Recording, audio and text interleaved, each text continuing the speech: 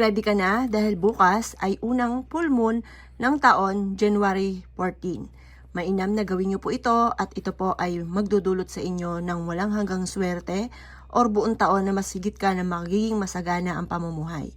Kailangan lamang po natin ng isang basong tubig at ganoon din po ang 50 pesos or 1,000 pesos ang gagamitin ninyo na halaga ng pera. At pagkatapos ay kailangan nyo rin ng asin. At pagkatapos, ang gagawin nyo lamang, ito po ay ipapatong po ninyo dito sa ating baso. Ito po ay nakakatulong para yung reflect po ng tubig at yung baso po na clear ay nagre-reflect at nadodoble ang pera. Kaya yan po ay inyong gagawin. At pagkatapos ay kumuha ka ng isang kutsara. Ngayon, ang gagawin nyo lamang, ito po ay isang kutsara na asin ang ilalagay nyo po dito sa ibabaw ng ating tubig. At pagkatapos ay atin itong hahaluin. At habang hinahalo po natin to sa liwanag ng sinag po ng buwan, sasabihin nyo po ang kataga na kailanman na hindi na ako mamumblema sa pera. Siksikliglig at umaapaw at maraming pera araw-araw ang darating sa akin. Kailanman ay hindi na ako uutang or makakabayad kaagad ako sa aking mga pagkakautang at kailanman na hindi na ako maghihirap pa. Maraming pera ang darating sa akin.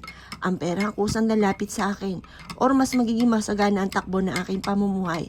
Matapos ko po itong gawin, makakamit ko lahat ng aking mga pinapangarap. Kayo po ay magwi-wish na walang gamit na sana, direct to the point. Pagtapos na po kayo mag-wish, ang gagawin nyo lamang, kukuha ka ng kapranggot na tubig at ihahaplos nyo po ito sa inyo pong palad. Sasabihin nyo po, maraming pera ang darating sa akin at kailanman na hindi na ako mamumblema sa pera. Sabihin nyo na lahat ng gusto ninyo. Makakabayad na ako sa aking mga pagkakautang at kailanman na hindi na ako mangungutang pa. Or kung mangungutang ako, ay siguradong ako yung may pambayad dito. Maraming pera ang darating sa akin, makakatama ako ng malaking halagang pera, magiging matagumpay ako sa aking negosyo. Kailanman na hindi na ako mauubusan ng pera. At hayaan nyo na kusang matuyo ang tubig na may asin sa inyo pong palad. Tapos, pumalakpakan ng 3 beses. Ang ibig sabihin po nito, nagtatawag ka ng swerte at kiniklaim nyo na ang swerte. Nakalamihanin mo kay po may pinipitas na pera at inilalagay sa bulsa. Maraming pera ang darating sa akin, maraming pera ang darating sa akin. I-shoot na i-shoot niya sa inyo pong bulsa. At sabihin niyo po, maraming pera, milyones na pera, bilyones na pera ang darating sa akin. Ngayon taon na ito ay siksikliglig at umaapaw na napakaraming blessing ang darating sa akin. Ganun po ang inyo pong gagawin na walang gamit na sana, direct to the point. At pagkatapos ay ilagay nyo po ito sa inyo pong kwarto, pwede po sa ilalim ng inyong higaan or kaya sa may tukador po ninyo.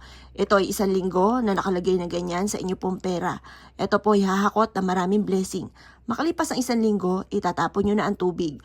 At pagkatapos, ito pong perang ito na ginamit ninyo na pampaswerte ay ilalagay po ninyo sa inyo pong pitaka. Ang dulot nito ay napakaswerte. Kaya wala kang ibang dapat gawin. Ngayon nga pong January 14, sa oras mga bossing ko ng alas 7 ng gabi sa full moon, gawin nyo na po ito at positive lamang. At kayo po ay i-mindset nyo na kayo po ay yayaman at kailanman na hindi na kayo mamumblema sa pera. Kaya kung ikigagawa ng ganito mga pamamaraan, good luck po sa iyo po lahat.